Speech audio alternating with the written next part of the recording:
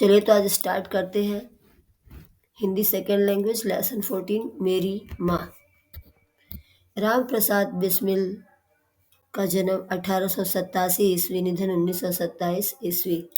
राम प्रसाद का जन्म शाहजहांपुर उत्तर प्रदेश में एक साधारण परिवार में हुआ था।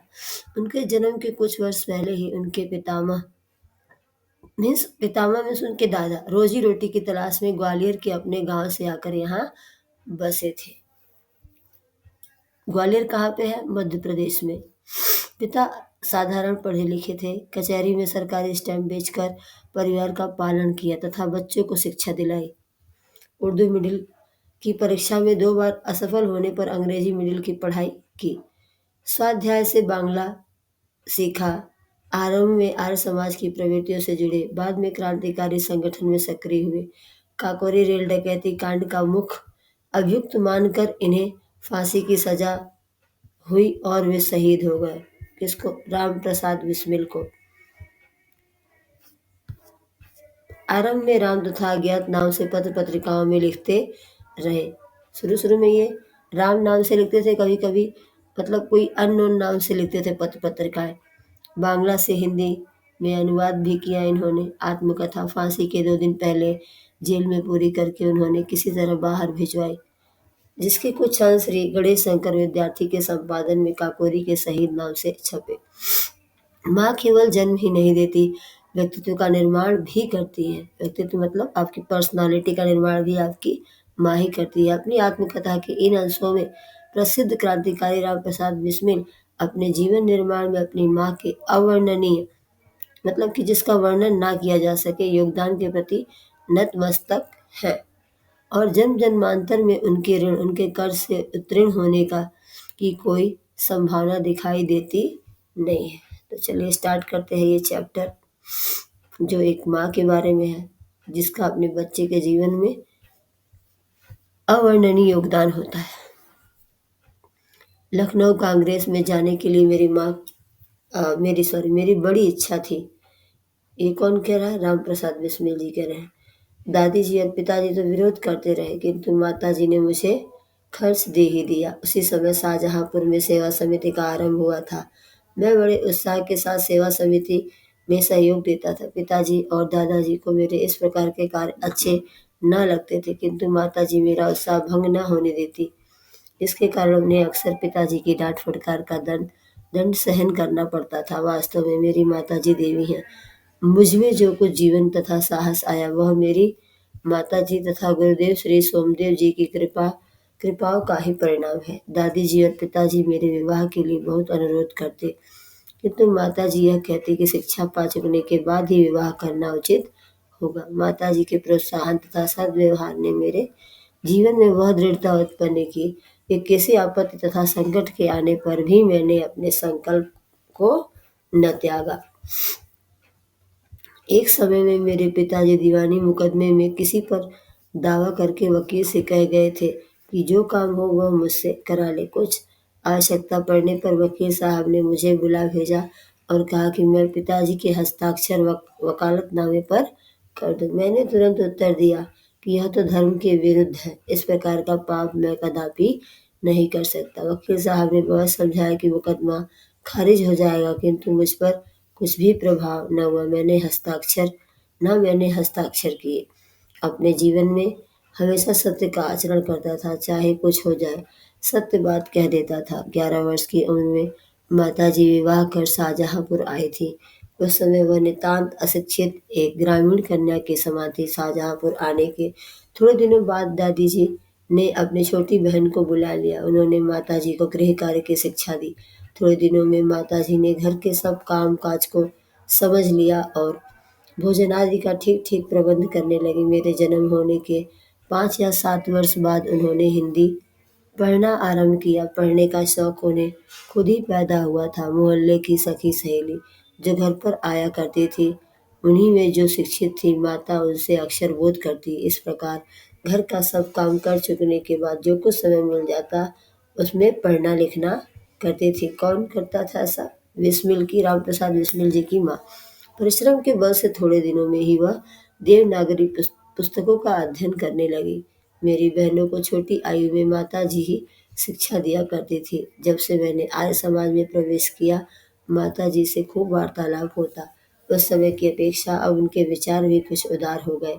यदि मुझे ऐसी माता न मिलती तो मैं भी अति साधारण मनुष्य की भांति संसार चक्र में फंसकर जीवन निर्वाह करता। शिक्षा आदि के अतिरिक्त क्रांतिकारी जीवन में भी उन्होंने मेरी वैसी ही सहायता की की है जैसी मेजनी को उनकी माता ने की थी। माता जी का सबसे बड़ा आदेश मेरे लिए यही था कि की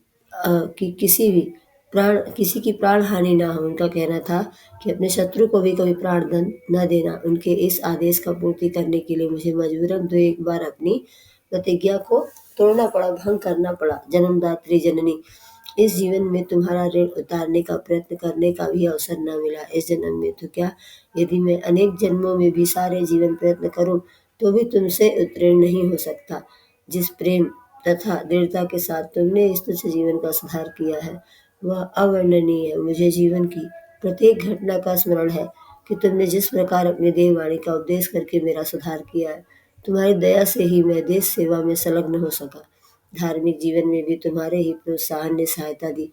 जो कुछ शिक्षा मैंने ग्रहण की उसका भी श्रेय तुम्ही को है। जिस मनोहर रूप से तुम मुझे उपदेश करती थी उसका स्मरण कर तुम्हारी मंगलमय मूर्ति का ध्यान आ जाता है और मस्तक झुक जाता है। तुम्हें यदि मुझे ताड़ना भी देनी हो तो बड़े स्नेह से हर बात को समझा दिया। यदि मैंने धृष्टतापूर्वक उत्तर पूर्ण उत्तर दिया तब तुमने प्रेम भरे शब्दों में यही कहा कि तुम्हें जो अच्छा लगे वह करो, किंतु ऐसा करना ठीक नहीं। इसका परिणाम अच्छा न होगा। जीवन दात्री, तुमने इस शरीर को जन्म देकर केवल पालन पोषण ही नहीं किया बल्कि आत्मिक, धार्मिक तथा सामाजिक उन्नति में तुम ही मेरे सदैव सहायक रहे। जन्म जन्मांतर परमात्मा ऐसी ही माता दे। महान से महान संकट में भी तुमने मुझे अधीर नहीं होने दिया। सदैव अपनी प्रेम भरी वाणी को सुनाते हुए मुझे सांत्वना देती रही। तुम्हारी दया की छाया में मैंने अपने जीवन भर में कोई कष्ट अनुभव न किया। संसार में मेरी किसी भी भोग विलास तथा ऐश्वर्य की इच्छा नहीं, केवल एक इच्छा है, वह यह कि एक बार श्रद्धा पूर्वक तुम्हारे चरणों की सेवा करके अपने जीवन को सफल बना लेता। किंतु यह इच्छा पूर्ण होती नहीं दिखाई देती और तुम्हें मेरी मृत्यु की दुख भरी खबर सुनाई जाएगी। माँ, मुझे विश्वास है कि तुम यह समझकर धैर्य धारण करोगे कि तुम्हारा पुत्र माताओं की माता भारत माता की सेवा में अपने जीवन को बलि देवी की भेंट कर गया और उसने तुम्हारी कोख कलंकित न की। अपनी प्रतिज्ञा पर दृढ़ रहा। जब स्वाधीन भारत का इतिहास लिखा जाएगा तो उसके किसी पृष्ठ पर उज्जवल अक्षरों में तुम्हारा भी नाम लिखा जाएगा। गुरु गोविंद सिंह जी की धर्मपत्नी ने जब अपने पुत्रों की मृत्यु की खबर सुनी तो बहुत प्रसन्न हुई थी और गुरु के नाम पर धर्म रक्षार्थ अपने पुत्रों के बलिदान पर मिठाई बांटी थी। जन्मदात्री, वर दो कि अंतिम समय में भी मेरा हृदय किसी प्रकार विचलित न हो और तुम्हारे चरण कमलों को प्रणाम कर मैं परमात्मा का स्मरण करता हुआ शरीर त्याग करूं। तो ये थी राम प्रसाद बिस्मिल की माँ की उनके साथ कहानी। शब्दार्थ प्रोत्साहन मतलब क्या होता है? उत्साह बढ़ाना, हौसला बढ़ाना, हिम्मत बढ़ाना। सद्व्यवहार मीन्स अच्छा व्यवहार करना, अच्छी चाल चलन, गुड बिहेवियर, संकल्प में दृढ़ निश्चय करना। वकालतनामा, अदालत में पैरवी करने का अधिकार पत्र। नितांत मतलब क्या होता है? बिल्कुल, पूरी तरह से जीवन निर्वाह, जीवन व्यतीत करना, जीवन जीना। मेजनी मीन्स मेजनी ही होता है। मेजनी मीन्स मेजनी 1805-1875 का जन्म इटली में हुआ था। ये एक नाम है यहाँ पे। वह लोकतंत्र का प्रबल समर्थक, परम देशभक्त, सक्रिय और निर्भीक नेता था। मेजनी कौन था? तो एक नेता था। अनेक भागों में बटे इटली को एक करने में उसकी महत्वपूर्ण भूमिका थी। जैसे हमारे भारत देश में सरदार पटेल की महत्वपूर्ण भूमिका थी सबको यूनाइट करने में, वैसे ही इटली वासियों को यूनाइट करने में मैजिनी की भूमिका थी। वह ऑस्ट्रियन शासन से इटली को मुक्त कराने के लिए जीवन भर लड़ता रहा। जन्मदात्री मतलब जन्म देने वाली माता, माँ। अवर्णनीय मतलब जिसका वर्णन ना किया जा सके। धृष्टता, उद्दंडता, शरारत जिसे कहते हैं, ढिठाई, दुस्साहस, ऐसा साहस जो सही ना हो, आत्मा से संबंधित।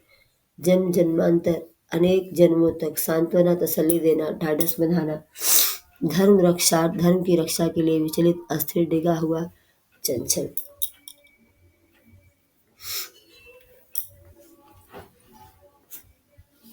ये चैप्टर आप अच्छे से पूरा देख लेंगे, पढ़ लेंगे, वर्ड मीनिंग्स को भी पढ़ लेंगे और इससे रिलेटेड कोई भी क्वेश्चन आए आप अच्छे से उसको रिस्पॉन्स भी कर सकेंगे।